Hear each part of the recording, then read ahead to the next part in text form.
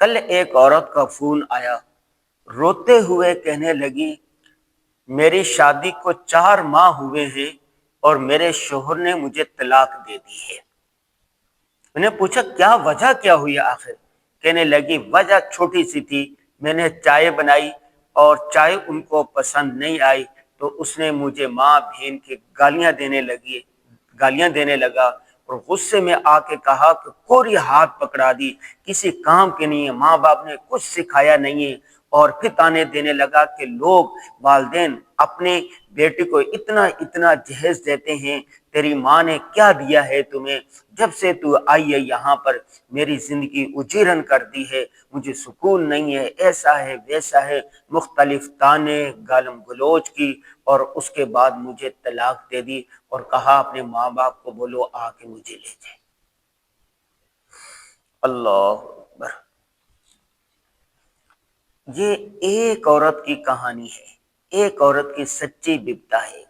مجھے روزانہ کی 100-150 میسج، ای میل، کالیں اور ٹیکسٹ میسج وغیرہ آتے ہیں، اور اسی طرح میں مختلف جگہوں پر جاتا ہوں تو کئی خواتین، ان کے والدین یہ بتاتے ہیں کہ ہماری بیٹی کو طلاق ہو گئی، کوئی مناسب رشتہ ہو تو بتائیں۔ جب پوچھتے ہیں کہ طلاق کیوں ہوئی تو چھوٹی چھوٹی باتیں ہوتی ہیں۔ کراچی میں طلاقوں کی شرح بہت زیادہ بڑھ چکی ہے۔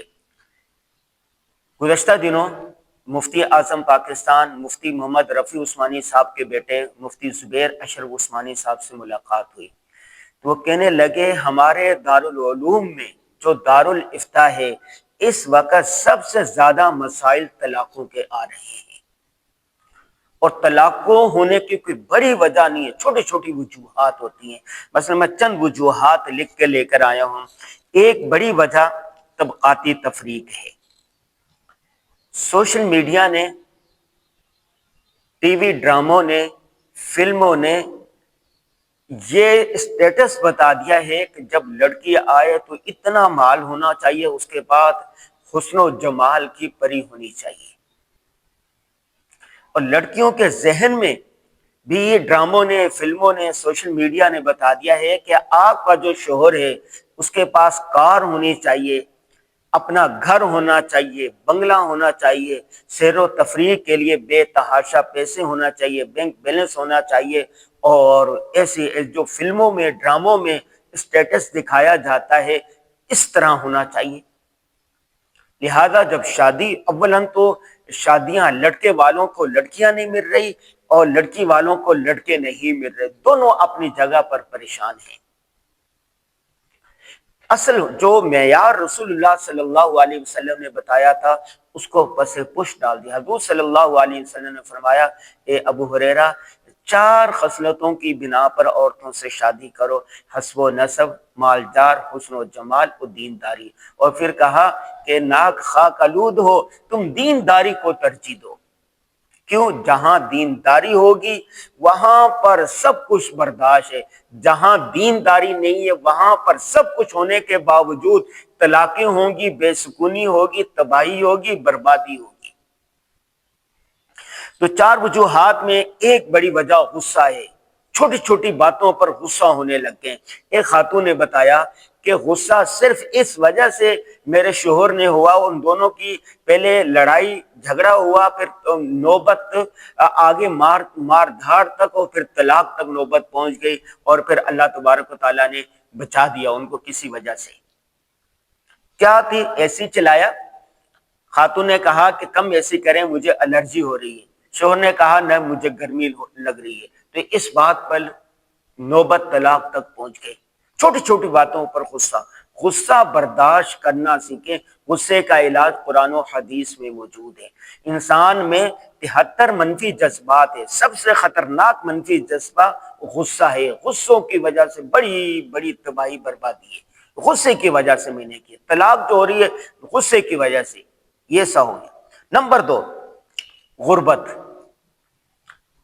آدمی چاہتا ہے کہ میں مالدار ہوں، عورت مالدار ہو، جب اس کی سطح پر نہیں ہوتی تو پھر وہ طلاق ہو جاتی ہے۔ کل کوئی مجھے بتا رہا تھا کہ ایک خاتون نے میسج کیا، اس نے غصے میں تھی وہ بہت، اور طارق مسعود صاحب کے بیانات پر غصہ کر رہی تھی کہ طارق مسعود کے بیان نے لوگوں کو پاگل کر دیا ہے، لڑکوں کو، ان کے لیے شادی کرنا، پھر طلاق دینا، پھر دوسری شادی کرنا، پھر طلاق دینا، پھر تیسری شادی کرنا، پھر طلاق دینا کوئی مسئلہ ہی نہیں ہے، انہوں نے اس کو کھیل بنا لیا ہے۔ لوگ اتنی جلدی جلدی غصے میں آ جاتے، طلاق دے دیتے ہیں اور کہتے ہیں کہ ہم اور شادی کر لیں گے۔ حالانکہ طارق مسعود صاحب کا یہ کہنا نہیں ہے، وہ تو کہتے ہیں کہ شادی کرو، غریب عورت سے شادی کرو، بیوہ سے شادی کرو، بے سہارا عورتوں سے شادی کرو۔ ان میں خود طارق مسعود صاحب نے خود بیوہ سے شادی کی ہوئی ہے، غریب عورتوں سے شادی کی ہوئی ہے، مطلقہ سے شادی کی ہوئی ہے، لیکن نوجوان نے ان کے بیان کو، مفہوم کو غلط لیا ہوا ہے۔ تیسری وجہ خوف خدا کا نہ ہونا ہے۔ خوف خدا نہیں ہے لوگوں میں، اللہ کا ڈر نہیں ہے، مرنے کے ڈر نہیں ہے، سب کچھ انہوں نے اس دنیا کو سمجھ لیا ہے۔ تو خدا کو، جہاں خوف خدا ہوگا وہاں پر طلاقوں کی شرح نہیں ہوگی، میاں بیوی آرام سے رہیں گے۔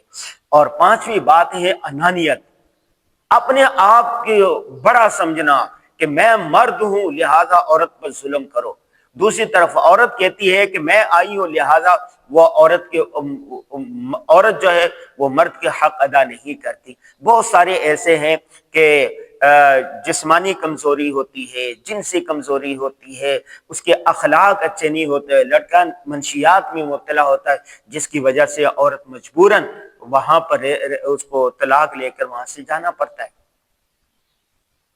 ایک عورت نے بتایا کہ اس کا جو شوہر ہے وہ مستقل نشہ کرتا ہے، حتیٰ کہ جو وہ سونا لے کے آئی تھی وہ اپنے ماں باپ کی طرف سے وہ بھی اس نے بیچ دیا ہے، گھر میں کھانے کو کچھ نہیں دیتا اور مارتا پیٹتا ظلم کرتا ہے۔